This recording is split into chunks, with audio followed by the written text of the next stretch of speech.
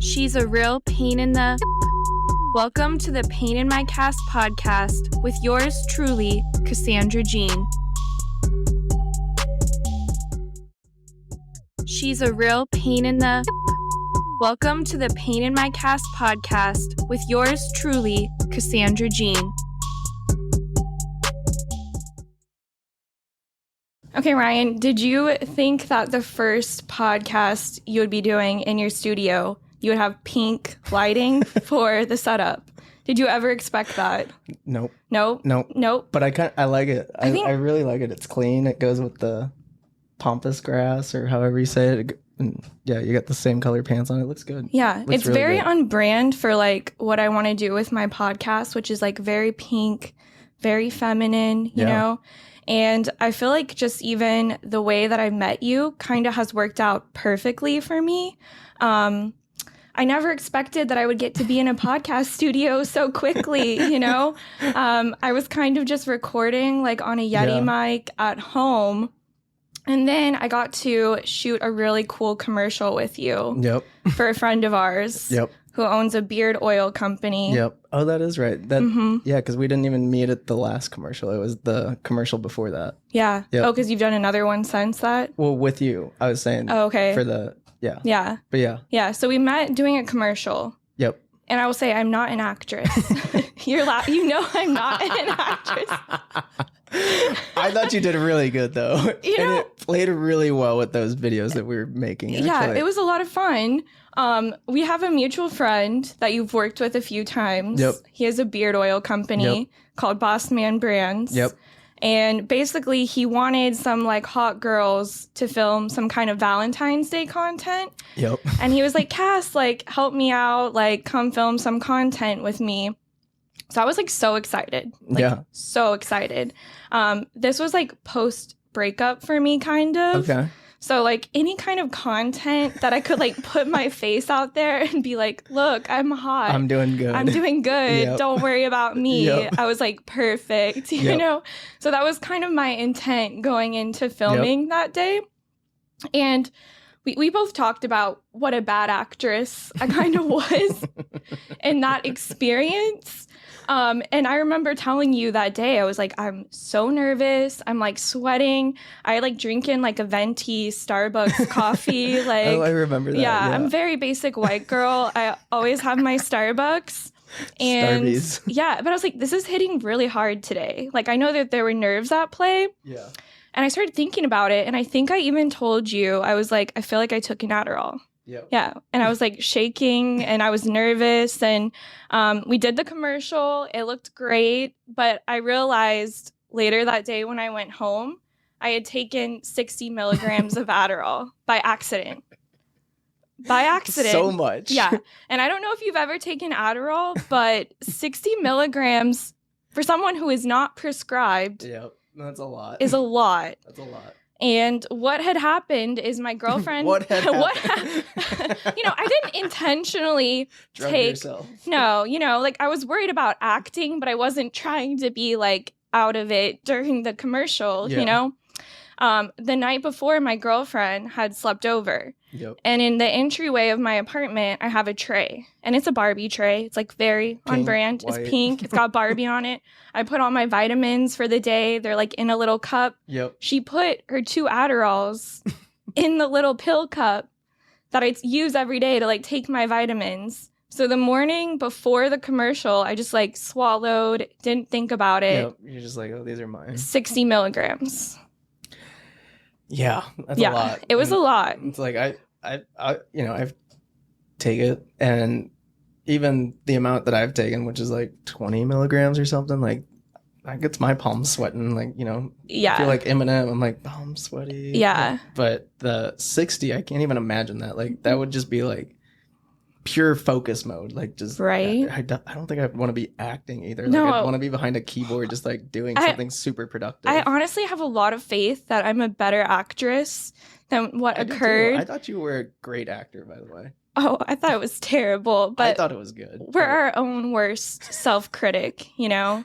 But that was a lot of fun. That was a good experience for me to kind of get to be on camera. We were doing some really cool shots. We were using fire. That was a really unique shoot, actually, that you were in, because we had the fire, like you were saying, like lighting a flame on fire, and like the stuff that we were shooting was like finally content that I wanted to be shooting, which was like funny, comedy, humorous stuff, and it was right on brand with like Valentine's Day. So like it was a good one to be a part of. Yeah, it was fun. And you know, I have like burned guys' clothes before. Why didn't you put that on the resume when we were looking? But I've definitely burned clothes before that it was only the ones that I bought for them, to be fair. Okay, that's fair. So I was excited to get a video shot of me burning a tie. Yeah. You know, and it was a little scary because it did start a pretty big fire in the studio. That was a decent fire. It was a decent fire. But we took care of it. Nothing else burned down. It was interesting to watch a tie burn, though. Yeah. I don't even know how you did that, like multitasking, like filming a commercial with fire, dousing the kind of fire that's going from the flames. But it's just part of being a producer, you know? I know. I guess you just produce everything. You never know what you're getting yourself into, I guess. But I think the commercial turned out really good. Yeah. I thought I was just going to be like a leading lady, like just kind of there, not really saying anything. Yep. But I think I had the majority of you definitely did the lines. The entire scripts, the 3 scripts that we put together, it was all you talking. Yeah, it was all me. Yep. It was a lot of memorization on 60 milligrams. Which I feel like in that sense is actually the proper place to have it. Yeah. You know, like to remember and everything. Yes. But I think that was a good experience. And it was the first time that I met you. Yep. You know, and I work in marketing. Right. And I work for a company here in Austin, and we were looking for a production company at the time. I remember. Yeah. Like I had been interviewing all these different production companies in Austin. Oh, I didn't know that part. Yeah. Interesting. Mm-hmm. I was looking for a local one. Yep. It was still kind of during the times of COVID a little bit. Yeah. And still some restrictions and whatnot. Still some restrictions. But I remember I would have like some people come into the office and like try to interview them. And I would like try to shake their hand. Yeah. Like they would be weird about it. Really? And I was like, this just isn't the fit that I'm looking for. No, like I wanted creative. I wanted fun.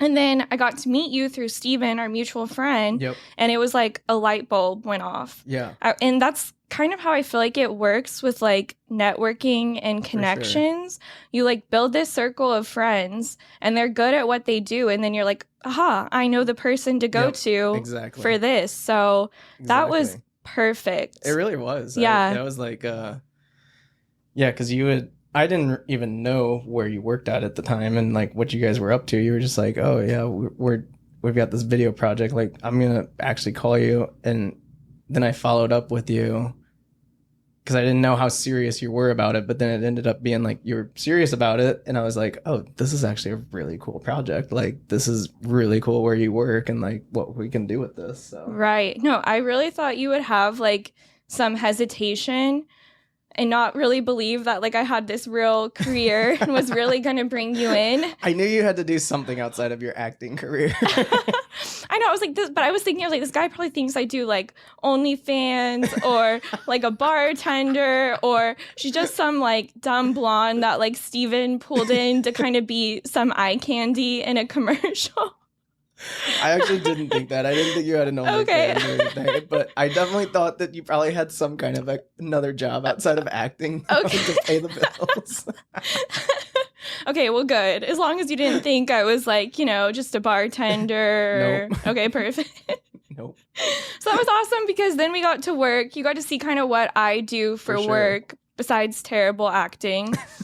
And we got to work on some kind of different projects. We're still working on some more projects. Ongoing projects. And that's what I love. Yeah. That's what I love about this city. Yeah. It's like you meet the right people, which, I mean, you're very creative and very good at what you do. And then you just run with it.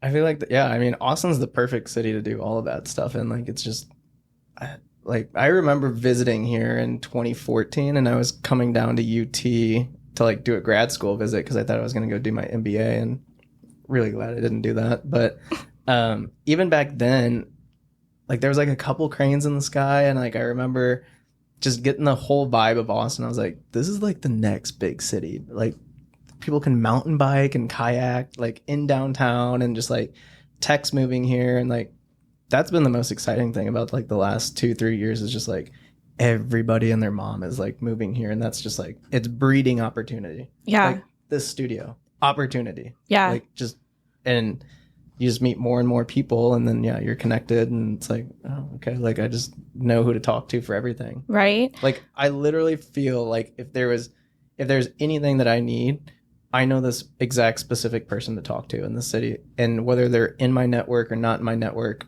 I feel like I could get access to them. Right. Yeah. I feel like people are so important, like who you have in your life, sure. Really. And it's just even the growth that you're talking about in Austin. I've been here basically my whole life. So I didn't know that. Yes. So I was born in Sydney, Australia. I know we have some... Whoa. Yeah. I did not know this. I didn't know you didn't know this. Whoa. Yeah. Okay. So we have some tie-ins on that level too. Yeah, a lot. Yeah. I was born in Sydney. I lived there. I can't believe I didn't know this. I know. Well, I have no accent. Like, how cool would it be? I would what? be a fucking smoke show if I had an Australian accent. Australian accents are like... I've dated one, and it was like... Oh, I know. Yeah. Yep. Yep. So I was born in Australia. I lived there till I was like 3, and then I've been in Austin since. Interesting. And then you've been in Austin since... 2016. 2016. So, the last 6-7 years, yeah. Yeah. No, it's changed so much. So much. And even when I was working with you on a project, we were filming on South Congress. Yep. And it was really cool. We had the Austin skyline in the background. And then I think you told me, you were like, Cass, like, there's a Soho House right there. Yeah. And I was like, when did Austin get Soho House? Like, are we LA now? Like, basically. I mean, like, I know. LA and New York are here, basically. Like, so. I know, but I never would have thought, like. It's very well hidden. Like, if you don't know about it, like, you would never know that it's there. No. But have you been up there yet or no? I'm not cool enough. Okay, we'll get you in there. Do you have are you a member of Soho House? I'm not, because I've got enough buddies that are. Where it's like, I don't know why I would pay for one if I get to go up there all the time. Yeah. So we're going to go to Soho House and check it out. Yeah. Okay, perfect. I'll make the arrangements in the next couple of weeks. Okay. We'll go. Okay, perfect. Do you know where like the Hill Country Galleria is? Yeah. Yeah. Yep. So I grew up out there. Gotcha. Like Lake Travis kind of area. Love that area. I love that area. And the Galleria used to be cow pastures. Interesting. So I believe it though. It was like cow pastures. There was like a taco shack that Sandra Bullock and Matthew McConaughey used to go to. Really? And then Sandra Bullock used to work out at the Gold's Gym in Bee Cave with like a trainer. Yeah. So interesting. It was small town. Yeah. There was like 2 country restaurants you could eat at. That's crazy. It's crazy to see like what Austin has become, and like it's just, you know, every other city has had their like ups or their like uprising and stuff, and it's like Austin's like in the middle of it right now. Right. Like, and what it looks like in like 10 years, like who knows? I know. That's what's fun, kind of being young in the city and like building your career, building your business. It's very vibrant and so fun. Vibrant. Yeah. There's nowhere else I want to go. Like me either. Like I literally, you know, I lived over in Australia I traveled back and forth to Australia for basically on and off for 2 years, and my stays were anywhere from like 2 weeks. Like no, I actually went over for like 3 days one time to do interviews. Like literally did that whole flight, stayed there for like 2.5 days, and then flew back, and then all the way to like staying over there for like an entire month and just backpacking it. But even whenever I was doing that and like traveling all over the world, I still loved flying back into Austin. Like it was just like I loved coming in on the plane and seeing downtown, and like just I was like, this is home. Right? That's how I feel. I'm like, you can go travel wherever you want, and I think that's so good to like go and travel. For sure. But for me, Austin's always going to be my home base. 100%. But if you've only been here since 2016, where did like what's your hometown? Where did you kind of grow up? Oh yeah. So I always tell people St. Louis, but I only say that because nobody and their mom would know where Millstadt, Illinois is at, and that's basically 15 minutes east of St. Louis, and it's like this small farm town of like 2,000 people. Like there was more cows than people there growing up, and yeah, it like I will say like I got the nice, good Midwest upbringing, and like like we lived a good life there and everything. But in terms of like opportunity, like I just did not see myself going like staying there anywhere past like college. Like my like dreams, aspirations, like what I wanted to do was like I'm not gonna make $1 million a year in St. Louis. Like it just I'm not like yeah. I'm sure I could if I really put my head to it, but in terms of like access to like capital to do that and start a business or like even those kind of like job opportunities, I'm like, there's no way this is happening here. And the whole reason for me wanting to even come down to Texas in the first place was because I wanted to be like, my background's economics and finance. And so that's what I went to school for. And so I looked at Texas and I'm like, all right, well, like Texas drives the entire GDP of the US. And that's because all the oil money is down there.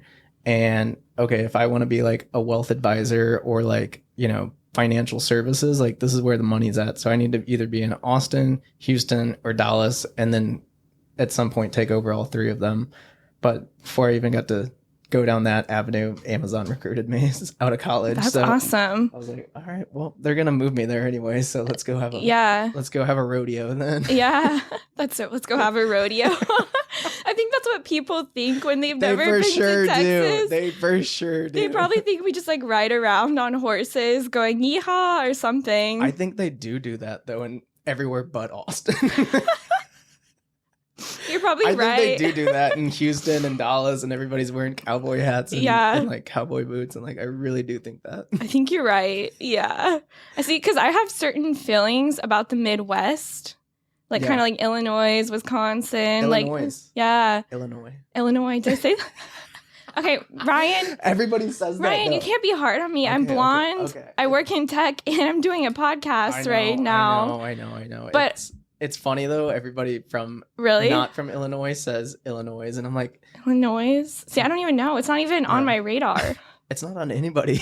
Like, I don't mean that in a mean way, but I never really traveled much to the Midwest. No reason to. Well, the first time I went to Wisconsin. And I was like, it's like. Do you have the cheese curds? Yes. Unfortunately. I kind of like them. Not now, though, since I'm lactose intolerant.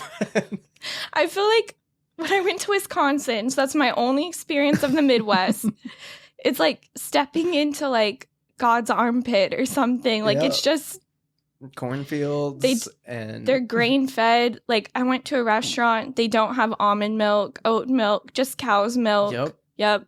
It's why I don't like going back home. I'm like, you unhealthy fucks. Austin's like, my mom will go to like some shopping grocery store over in St. Louis just to get like non-dairy things. Really? It's like just not a thing up there still. And it's like, all right, well. But you're pretty close with like your parents, right? For sure. Yeah. I talk to them like at minimum once a week for sure. Yeah.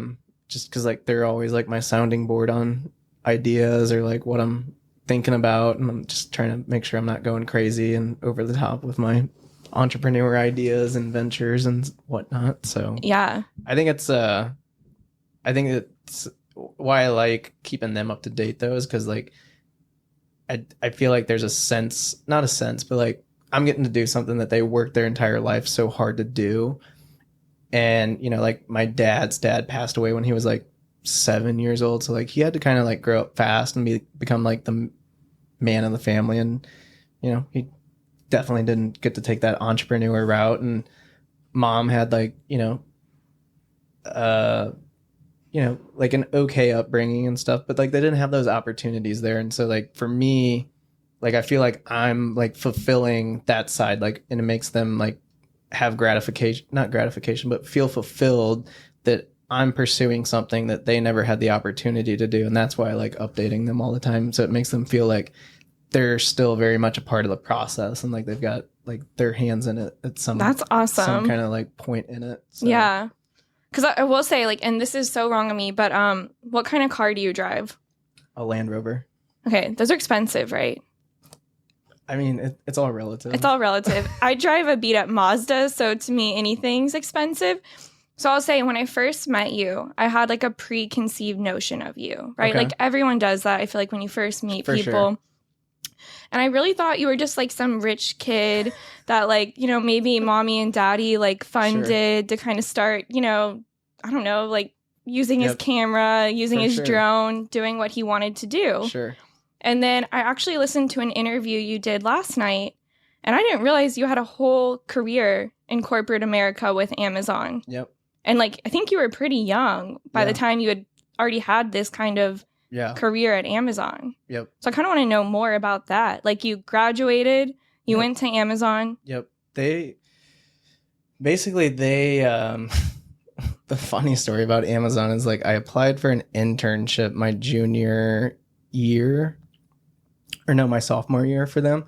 And I never heard anything back, or I like, didn't get it or something like that. And then junior year,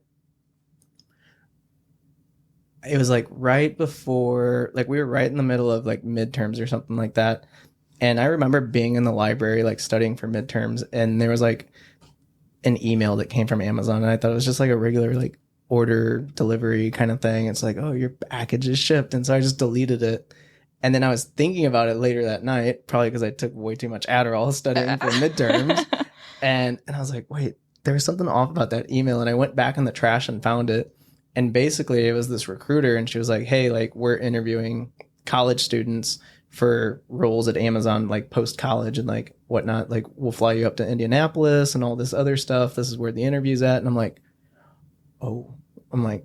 Uncle Jeff is knocking at the door. I'm like, hell yeah. Yeah. And that entire interview process was crazy though, because what ended up happening was they scheduled all this stuff, but then the recruiter I was working with was horrible, like horrible, and never got me my flight. And like I didn't go to school in Austin. Like I went to school over in Edwardsville, which was close to St. Louis. So I was only 4 hours away from Indianapolis or whatever.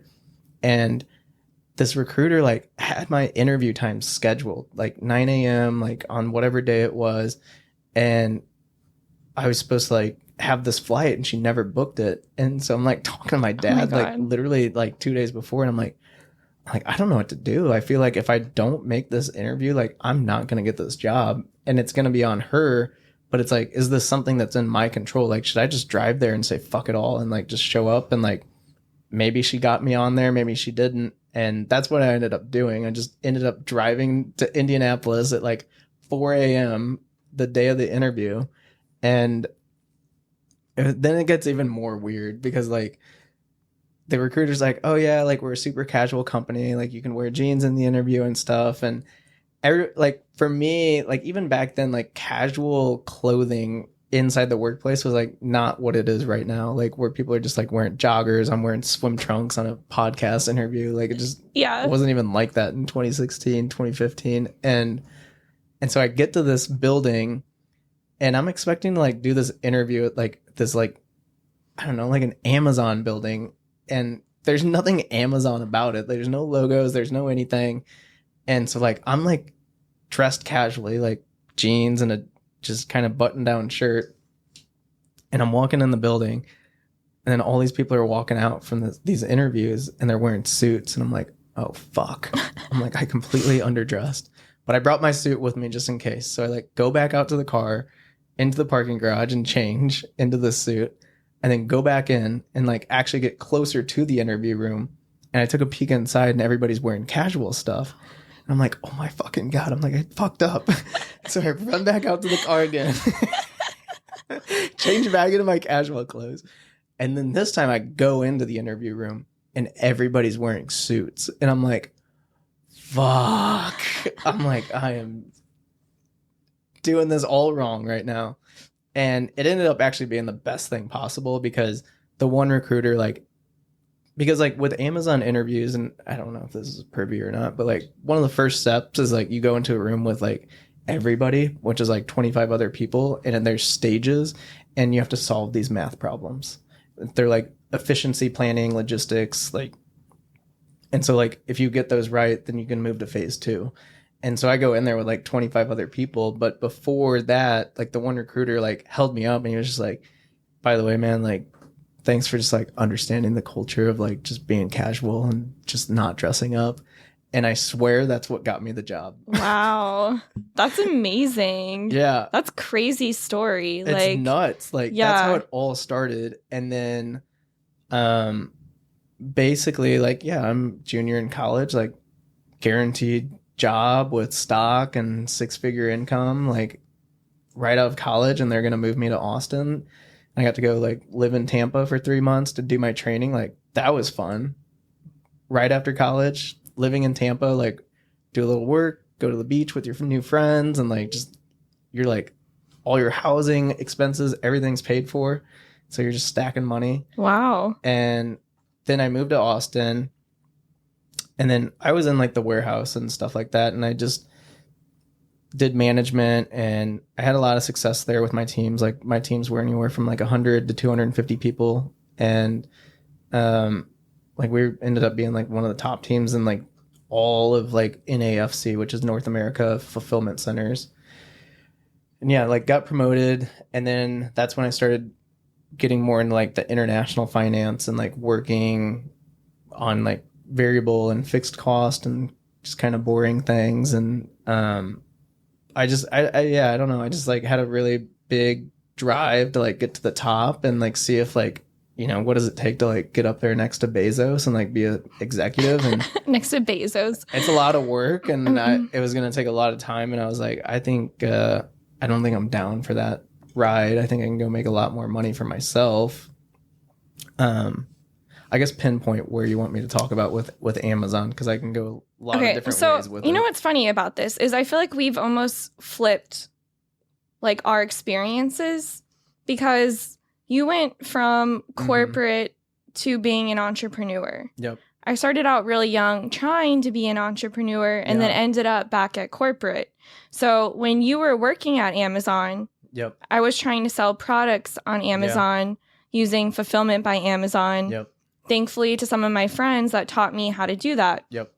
And that was great because it taught me a lot about what it looks like to be a seller on Amazon, the process, their warehouses, what kind of goes into it. So it was super interesting. But to hear you talk about Amazon and like the corporate culture of it, like you think you would just get into that company, you get your stock options, and you're like, oh my God, this is amazing. Like, I can imagine you were making good money, right? For sure. And like, how old were you when you left Amazon? Well, I started there when I was 22, and then I was there for 3 years, so 25, and I'm 28 now. So I was there for 3 years. I've done 3 years in corporate, and I've done 3 years in entrepreneurship right now. Yeah. But it seems like you got in there, and in 3 years, you really had this success at Amazon in corporate America. But something wasn't hitting quite right for you. Like you had this drive for entrepreneurship. Which I think a lot of people do, but they just don't have they don't act on it because it's scary. It's so scary. And I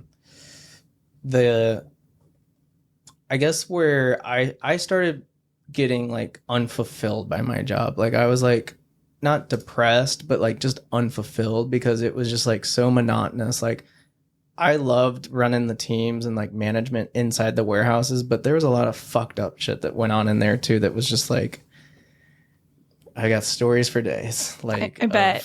The wildest thing that I can remember from working in the warehouses is like we had one associate on our team. Oh God. I don't know if I'm ready for this. I don't think anybody is. But I can tell you, my boss and I laughed for days on this because we couldn't believe it. And this guy, like, straight up just like shit himself what? At his like workstation. And the worst part about it, we're like, he shit himself like at the workstation. And he like goes to the bathroom and just like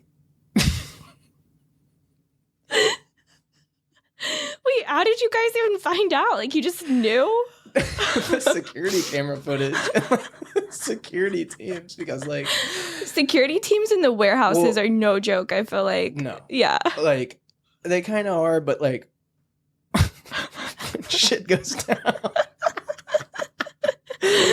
So like, anyways, an associate reports to me that like this bathroom is like. What did messy. He do in the bathroom? like messy. Like this guy, I don't know if this is too much for this podcast. No, it's great. Like, I love it. This guy, like, and I don't even understand, like, how, as a male, how this guy did this. Just completely splattered the urinal with feces, and then proceeded.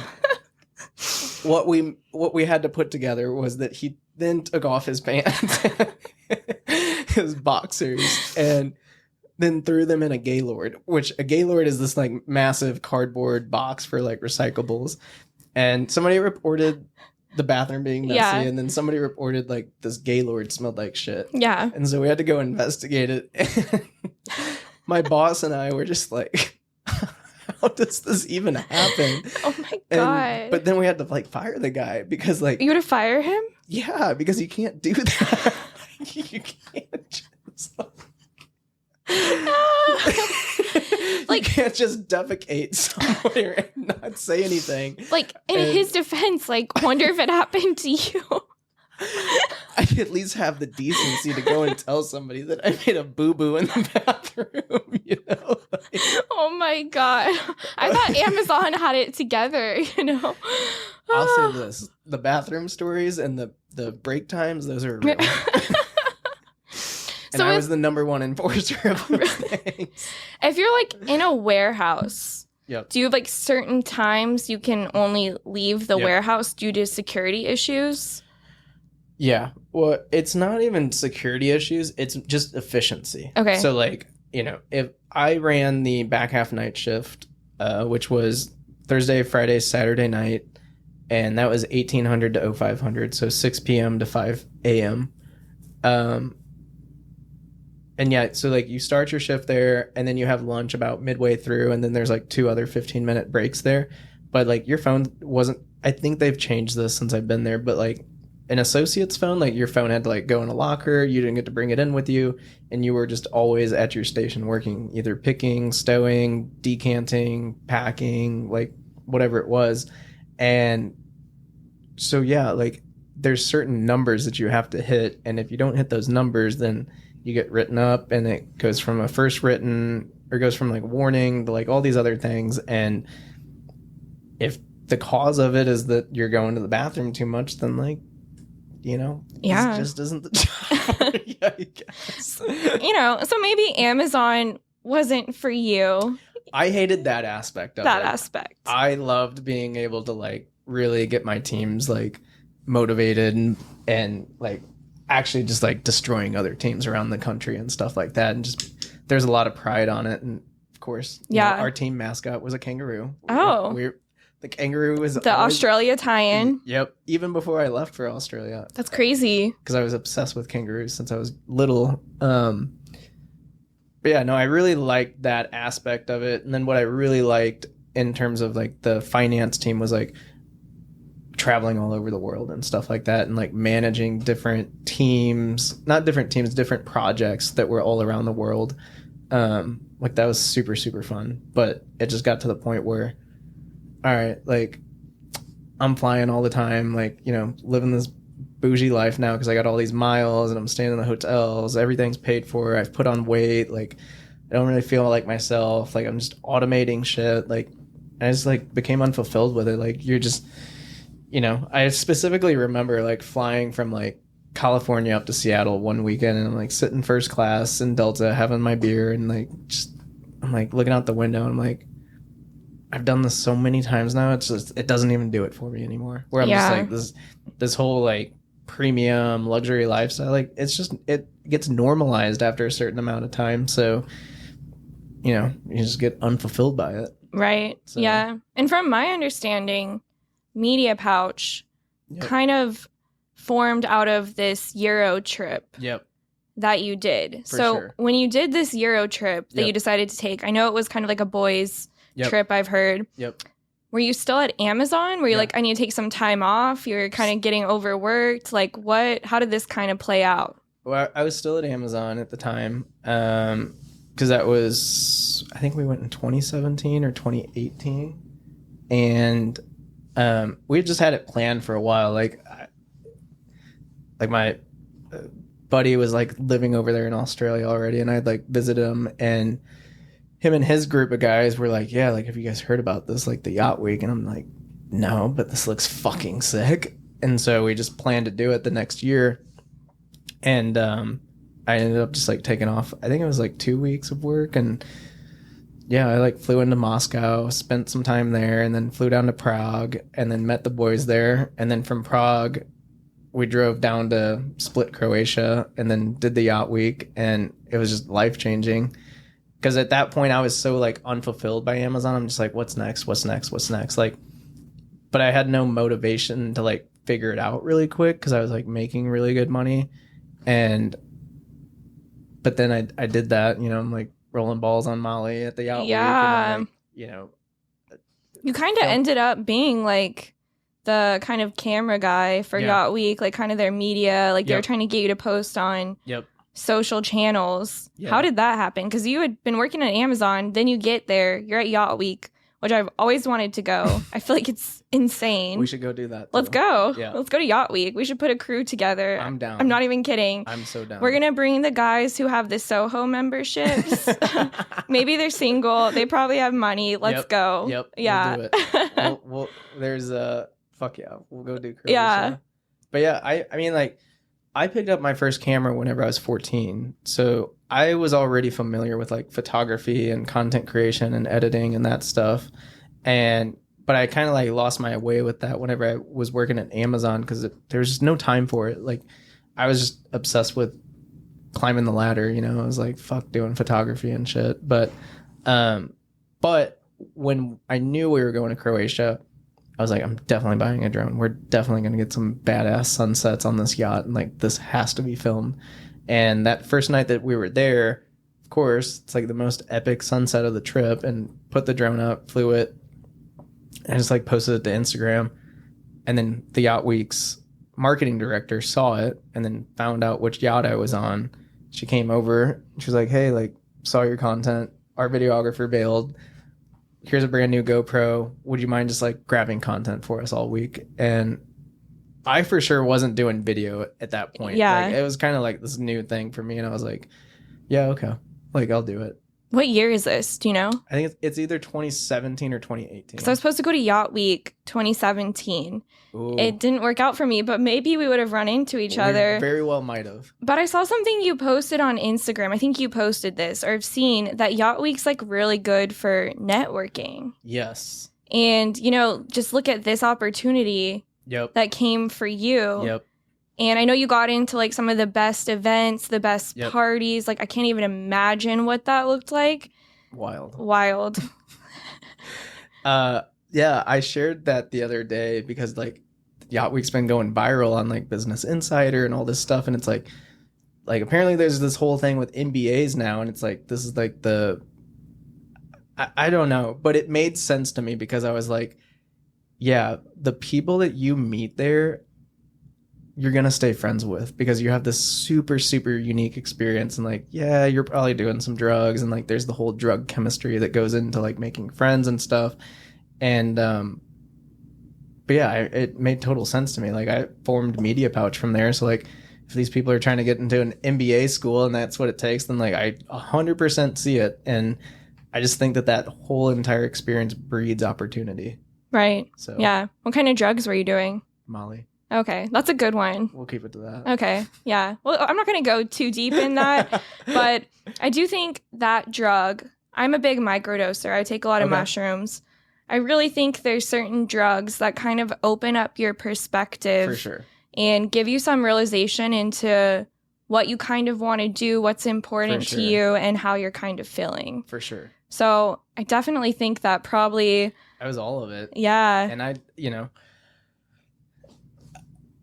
in all fairness, I did a lot. You know, I was taking like one a day and for 7 days, and I think that's pretty bad. But I'm not mad about it, is what I'll say. Yeah. I'm not mad about how it turned out. And, but yeah, I think that, I guess to tie it all back in, like where I was at with Amazon and like not being fulfilled and still working there and what's next and like having that experience, it just made me realize like, yo, I do not want to be doing this the rest of my life. Like that is a long life to live. And like, I don't care if this salary goes up $250,000 a year, $500,000 a year, and I've got $1 million of stock in the bank. Like, it's not worth it. Like, just not. Like, I'd rather just go travel the world and do what I want to do and nobody tell me how to do it. And that's what I realized out there. I was like, yeah, all of this is possible. But I think to then tie it back to another point you made of like why people don't do entrepreneurship and why it's scary is like, I really look at myself of like being fortunate because I got to build my like security net for myself. Like I knew that my stock was going to vest, you know, on that 3rd year anniversary. I knew that I basically made a hard deadline of a year out and I was going to save all my money. And so like I put like a lot of money to the side to give myself like the financial freedom of like no expenses, no debt. This money is pure money for me to live and start my company. And like, it's a lot, like, you know, and like that was my biggest holdup in the entire thing actually was like, well, how do you do this if you don't have money? And like, this is before I figured out like credit cards and like business lines of credit and funding and all this other stuff. But for anybody else, like, yeah, it's a big nut to swallow. Like, okay, like I got to provide for myself when I'm not even bringing anything in yet. Like, yeah, it's super scary. I feel like it's way easier to work a 9 to 5 and just get a paycheck. For sure. Because when I started my business kind of selling on Amazon, it was like, I feel like there was nights I couldn't sleep because it was like just stressed out about money and what I was doing. And now, you know, I work a 9 to 5 and it's not that same type of stress. So it's very different. For sure. You know? So you got back from your little Euro trip where you did a bunch of Molly. You were kind of like, you know, doing the videography for Yacht Week. Did you go straight back to Amazon or what did that look like? Okay. Like, because I knew, like, realistically, I'm like, I'm not going to quit tomorrow. Like, I'm definitely going to set myself up here. But what I did start doing was just, like, building the company at, like, a foundational level, which was, like, the logo, like, the website, like, just small things like that. And it was just, like, just taking one day at a time of, like, getting myself to a point where, okay, I feel good about this in a year when I come time to like quit from here and stuff like that. And that's why it was like my side baby for a year, you know, side hustle for a year. And yeah, I mean, that's how it all was. But I kept it very hush hush at Amazon. Like nobody knew that because I didn't want anybody to have any thoughts or doubt of like, oh, well, you can't fulfill your job very well if you're working on this like side hustle or something like that. So the day came when I quit and everybody's like, what? You're moving to Australia to launch a video production company? Like, made zero sense to them to watch their finance guy just quit. That's so awesome. It was wild. Yeah.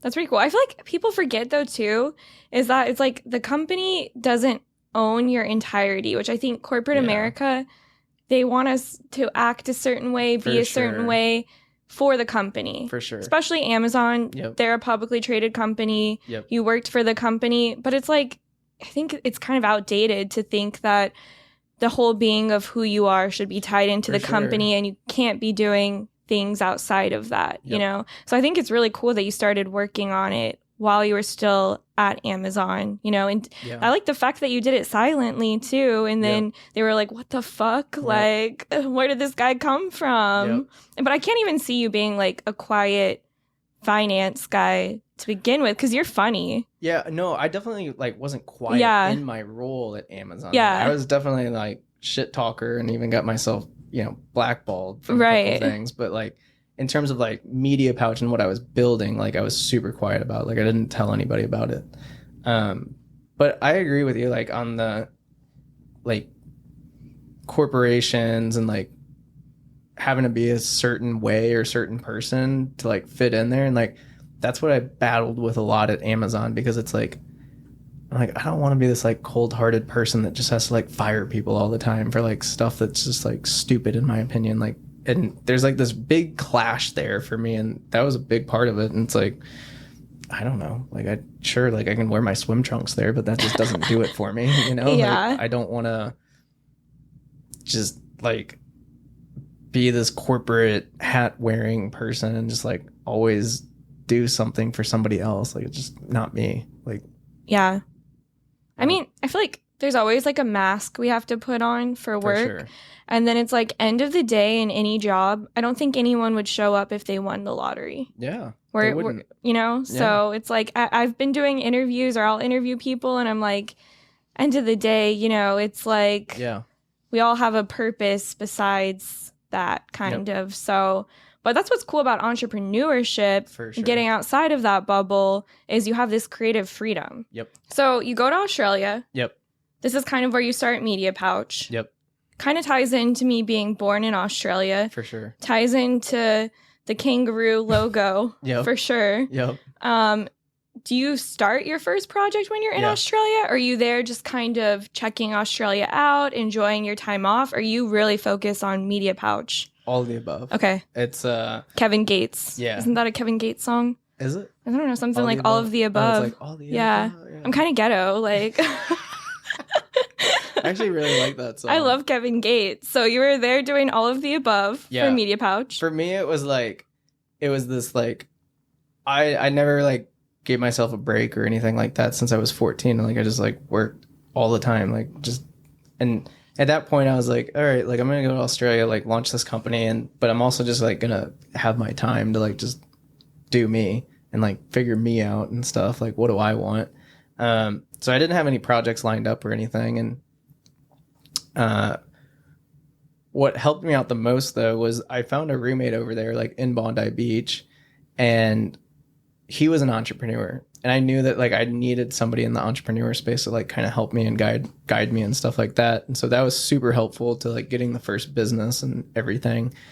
Cause like I ended up like working with his company and then his girlfriend's company. And then that plugged me into the tech scene there and the real estate scene. And yeah, like, definitely just went over there and winged it. And like, there was no strategy or plan. And I kind of wanted it that way though. Cause I wanted to know like if I had it in me to like put myself in the ultimate, like most uncomfortable position and pull it off. Like I wanted to know that about myself. Like, can I do this with no friends, no family, like in a new country, in a new continent, like behind 17 hours, like not knowing a single person, not knowing anything about business. Can I make this happen?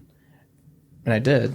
And so like, you know, that was like the ultimate test for me. Why I ended up leaving though was because I thought that I was going to be able to sponsor myself. And that ended up not being very true at all. And I talked to like 3 different lawyers and they all said the same thing. Like your best bet is just to like marry an Australian citizen. That's so funny. And I'm like, yeah, but fuck that. I'm like, because in order to do that, then I was going to have to give away like 50% of my company. And that sounds good. I'm like, to the woman. Yeah, no, I'm sure it does. And my thing is like, fuck, I don't even know how much this thing's going to be worth. Like, it's just, I don't even know anybody like that over here. And, you know, the other options were like, go back to working at corporate, or, you know, one of them was go work in the farms for a year. And I'm like, no, not doing either of those. And another one was like, go back to school. And at the end of the day, I was like, nah, like I knew from flying back and forth so much that I loved going back to Austin.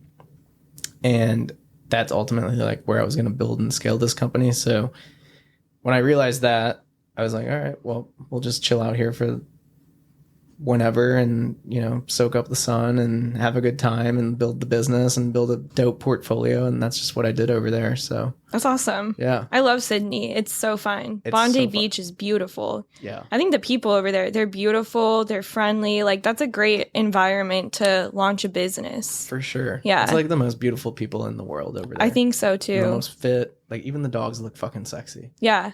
Yeah. Everyone's friendly. No. Like everyone's friendly too. Like Australians are like very friendly people. I think they are. I think outside the business sense they are. Okay. My experience in business was that it's like a frat club. Okay. Or like a fraternity where it's like I had a hard time breaking into certain businesses and like industries there because they would much rather, like, Australians would much rather do business with Australians, like, versus like doing it with Americans and stuff, which I think to any nations, like, you know, they would do the same thing, but it just makes it that much harder too, because Australians are also like feely touchy and they want to have coffee like 3 times before they talk for business. And it's like, all right, like, cool. Like, I'm American. I'm ready to go. Like, let's hustle. Let's grind. Like, you know, and you're just like, it's like a hard 9 to 5 over there too, because like shit just shuts down after 6, like, especially in Bondi. Like, there's no nightlife really. Not really. It's like, pretty strict too. Like, it is. They do the whole ID thing, and like you mess up in a bar or club, like, you will be banned. Yeah. Like, and it's like 2 strikes, you're out. So it's like a good place to focus versus Austin, I feel like, where there's a lot more nightlife and things like that happening. Mm-hmm. So you come back to Austin. Yep. And now I kind of look at Media Pouch as like a luxury company. Like, you guys kind of focus on like these industries. Like, I've seen stuff that you guys have done with like Ferraris, Lamborghinis, and all these nice cars. And it just seems like you get to put yourself in like these really cool situations, dealing with really successful people. For sure. Because you're shooting content in all these different industries. Yeah. And that's where, like, you know, that goes back to Yacht Week and like what I wanted, where it's like I envisioned myself having this media production company that had an adventure team, like had an automotive team, had a real estate team, like all these things. And then I just like fine-tuned it over the years, where it's like, yeah, we work with super high-end premium luxury brands. And that's just like where I want to be. Like, you know, I want to be shooting and filming and working with the best of the best. Like, you know, our next focus is like private jets, because that's just, you know, I want to be on the private jets. Do you need an actress for the commercial? Probably. Okay, you know Probably. Who to hire. Yep, probably. I won't take Adderall that day, okay? There probably won't be that many words on the private jet. I probably don't have to say much. No, because it's just pure luxury. Like, just drink some champagne. For sure. Perfect. Yep. But yeah, I mean, that's like, I know where my life's going, and I know where I want to be in like 10, 20, 30 years, and like the lifestyle that I want to live. And if that's the lifestyle that I want, and like that's the kind of person that I want to be, then how do I bring that into like how do I bring that future into my present? And that's by like just getting in front of those people and working with them and learning from them and having those experiences and becoming more cultured and everything. And that's why Media Pouch is the way that it is. So yeah, you're definitely surrounding yourself with that circle. Like, I see it from your content. And then even I met you in March when we worked on that commercial, and just even seeing the growth that you've had since March, I'm like, holy shit. Like, I met you in March. It's like literally now we're sitting in a studio, which you didn't have then. Right. So it was like crazy, because now you have this studio. Yep. Do you want to talk about what you're doing here besides the Pain in My Cast podcast? Yeah. You know? Yeah. Well, hopefully we're doing a lot more. Hopefully we're doing a lot more with the pink. I love the pink. I do too. I still love it. But yeah, the studio is completely new company from Media Pouch. So it's Pouch 6 Studios, where I've partnered with one of my good buddies, Jake, and he's my business partner on this one. And what we're doing here is like, we're just filling a massive opportunity that's like got a massive problem to solve. Because in Austin, I looked at it, there's like 3 podcast studios that like you or me could just like pop into and go record a podcast. And podcasts are just like taking off over the last couple of years, where it's just like everybody and their mom has a podcast. So like, that was opportunity number 1. And then the other one was like, I looked at like our profit and loss statement last year and just like looked at expenses, and I was like, oh my God, like we spent $30,000 on like studio rental last year, which is like a lot. And I was like, I could just get a lease for a studio and like have my own. And so there was that. And there's like maybe 5 studios in like the Austin area that I like going in and filming and stuff like that. And I'm like, it's an okay experience. It's good. Like, not one does it really good. And so when our lease ended at Industrious, and I was like looking for some space, and this popped up, and I was like, oh shit, like this might be the time to do this. And like I came and walked through this one specifically, And I'm like, this would allow me to do this, like have a podcast studio, have a film and photo studio, have a creative cockpit. And we're just like building out Austin's first ever like smart and autonomous studio, where like this podcast studio, where like right now it's not capable to do it, but in the next month or so, it'll be fully autonomous, where like you will come in here with your podcast guest and interview them. And all of these lights and cameras will be fully turned on and start recording by you just saying, hey, Alexa, go into studio mode. And Alexa's then going to start doing all that, record your podcast for you. And in the background, based on who's talking, it's auto switching and cutting the video for you. And then by the time you and your guest are done, you will leave with like your fully edited and chopped up like podcast video and audio file ready to go on YouTube. That is so cool, because that's what I found so interesting. Yeah. Because I started my podcast very janky with a Yeti mic, using a platform called Riverside. That's a good platform. It is a good platform. And I was just doing video interviews because I was like, online, because it was easier to capture the video than having a live guest. But what's so cool, if you're saying that you guys can do the auto switching. Yep. That's like you can capture whoever's talking, right, with the cameras. Yep. Because sitting right here now, we have like 3 cameras. Yeah. It'll know who's talking, capture us. Yep. And Austin does not have anything like that. There's actually nothing like it. Nothing. I looked. Like I wanted to find a studio, and there's like certain websites you can rent them, and like literally some of the podcast studios look like someone's mom's basement with like sketchy. I was like, I think I'll just do it on my own. For sure. So this is like monumental for Austin. I think so too. Especially the direction we've both seen the city going. Yep. We know that you're like on the pulse of podcasting here because no one's doing this. Yep. So that's exciting. It's super exciting. And like really what's really even cool outside the podcast studio is like the creative cockpit, where it's like, that's where there's like 4 video editing workstation desks, and any type of creative, whether you're a photographer, videographer, editor, whatever. And you just like have this massive project that you need to like edit and bang it out in a super efficient time, but you're only working on like a shitty MacBook Pro. Like, sorry, but like they only get you so far. And I learned that lesson the hard way too, starting out. And I would have paid money to go and like edit on one of these computers if they were available. And the reality is, like, when you're starting out as a creative, like, you don't have that money. And like those rigs are all like, each one of those desks is like $6,500. Like, it's like top of the line Hollywood, monitors, like spec'd out PCs, like the top of the line peripherals. And so like we're bringing that to Austin too, which there's a couple other cities that have got things like it, but nothing like to this extent. And then with the film and photo studio, that will be, that'll have like light tubes in it, backdrops. It'll be all interchangeable. But the really cool thing is like it's synced up to the lounge, where it's like now as a photographer, filmmaker, and you're doing like some kind of shoot for your client, you can be in the actual studio and not have your client over your back, breathing down your neck. Like, oh, did you get that? Did you get that shot? And you can literally just like close off the studio and have them sit out in the lounge and watch it through the TV and stuff like that. And That's nice. We did that based on all the feedback that we got from other people in the industry. But yeah, it's like this entire thing is smart enabled. Like there's tablets in each room, controls every single light, every single camera, like all of it. Yeah. But the big vision is like, it's like WeWork defined what co-working was, and then they put a WeWork in every single city. And so now, like you or me could fly into whatever city and we're like, oh, where's a WeWork? Where can I just like go rent a desk for the day and just work out of?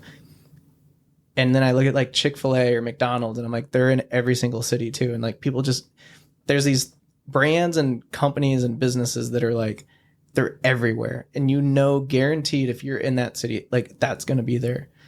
But like, where is that at for the creative, like this like niche of like creative people and like needing a studio or needing a podcast studio? And I had this thought 2 weeks ago whenever I was watching the Full Send podcast. The boys just like hop on their private jet and just fly into a city and then they go interview somebody. Yeah. And I had this realization when they they literally flew from LA to Austin to come here and interview Elon Musk. And they're like in this like apartment or whatever. And I'm just like, it's so shitty. Like what if there was like the WeWork of a podcast studio for these guys to just like fly into a city and just be like, oh yeah, we're going to go to Pouch 6 Studios and record the podcast. Meet us here. And that's when the big light bulb went off where I was like, this thing has so much potential if we can just like scale this across like the entire US and the major creative cities and offer this like fully autonomous and smart studio where full send podcast guys could just pop into Austin and like set up their chairs. Everything's already set. Elon comes in and they're like, Alexa, studio time. I think Elon's going to be in here pretty soon. He better fucking I think you're on to something, you know? Because Austin's still like small time, like kind of small town. Yep. But we have these big time people here. For sure. So they're going to end up in here. I know it. Yeah. Yeah. I'd love to have Joe.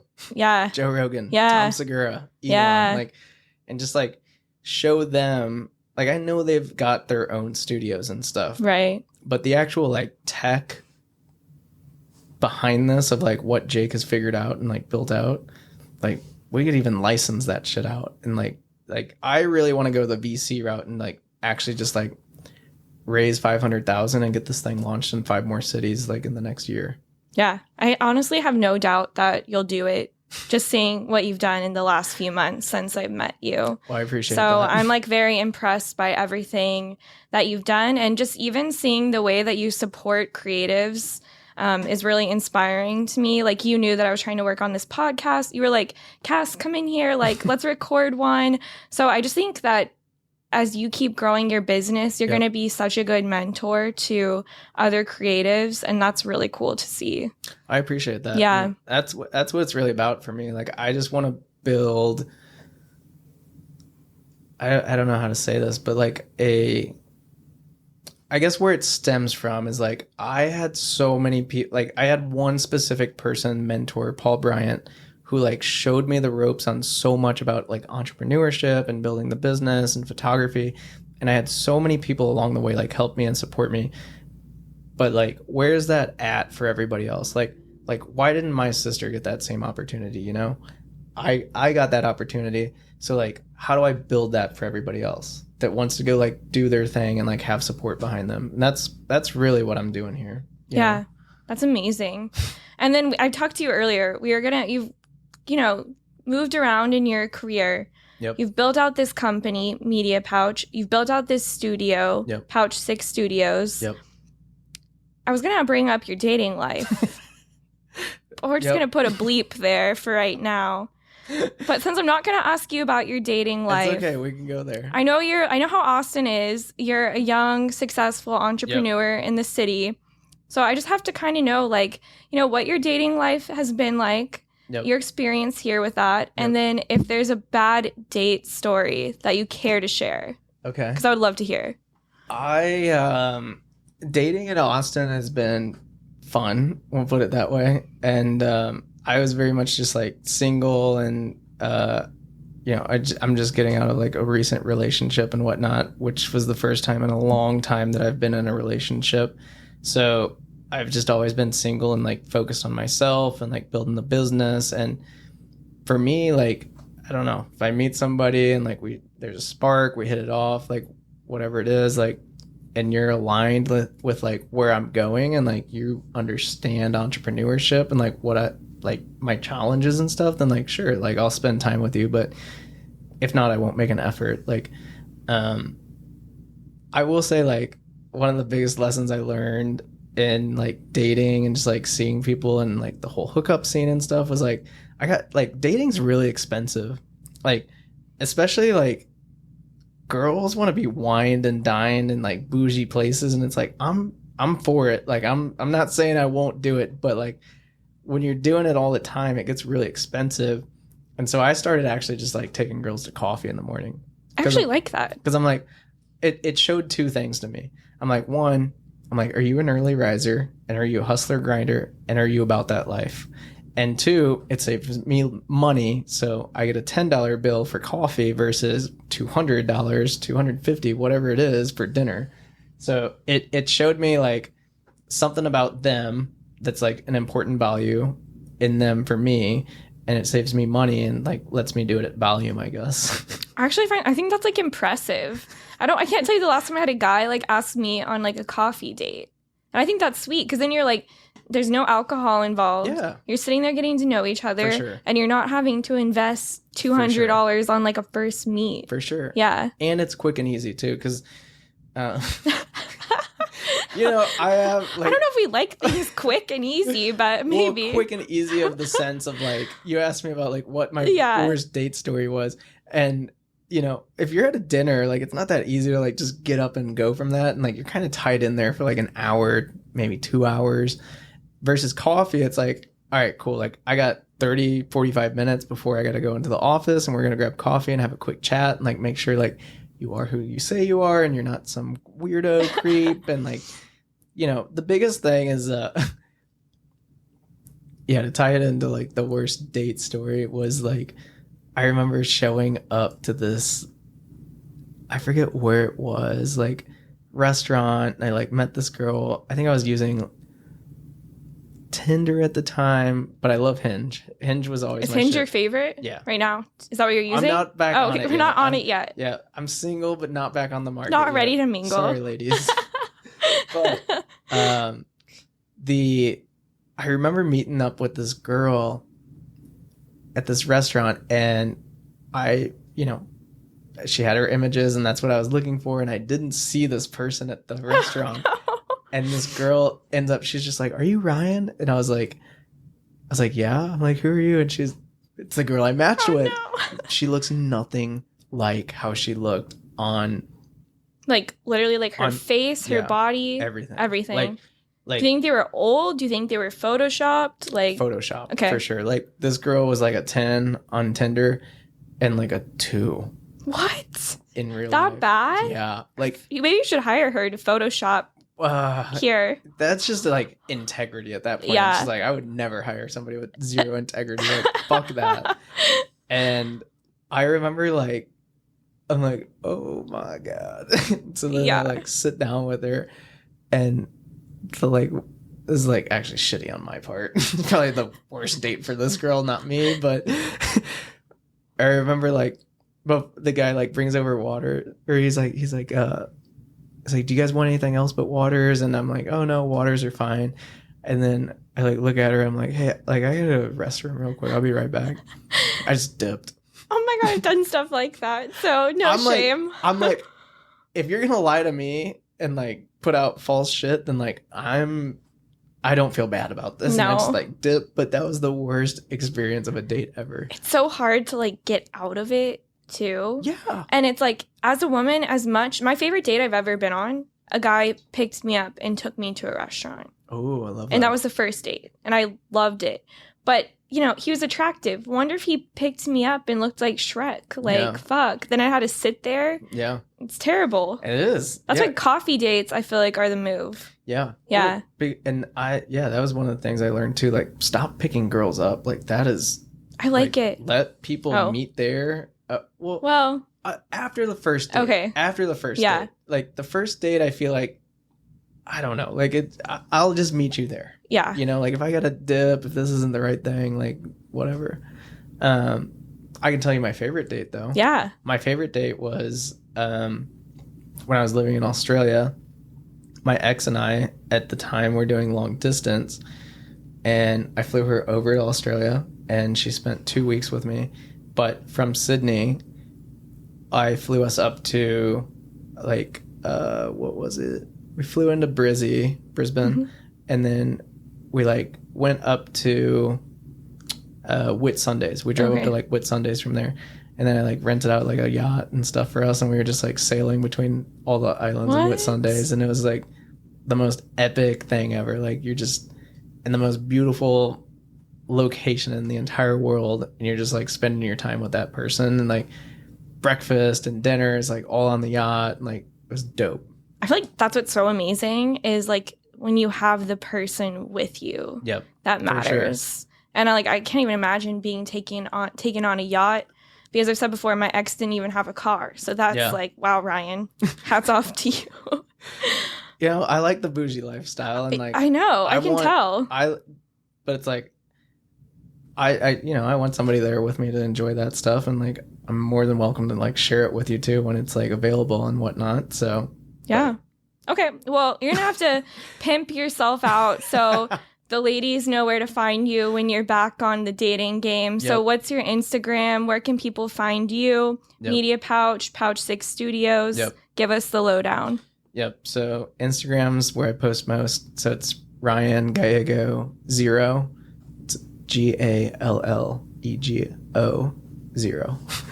And then Media Pouch is just Media Pouch on all platforms. And then Pouch 6 Studios on all platforms. So, and we'll link them right here for you. So you can just click. Yeah. We'll put them in the show notes too, for sure. So this was so much fun though. Yeah, like, thank you so much. Like, I want to be back in here and bring the Pain in My Cast Barbie vibes. Yeah. So I hope you are. Yeah. This was awesome. Maybe we'll get some like pink palm grass. We're gonna put Barbie dolls back here. You're gonna come in here and you're gonna see me recording and you'll be like, what the fuck?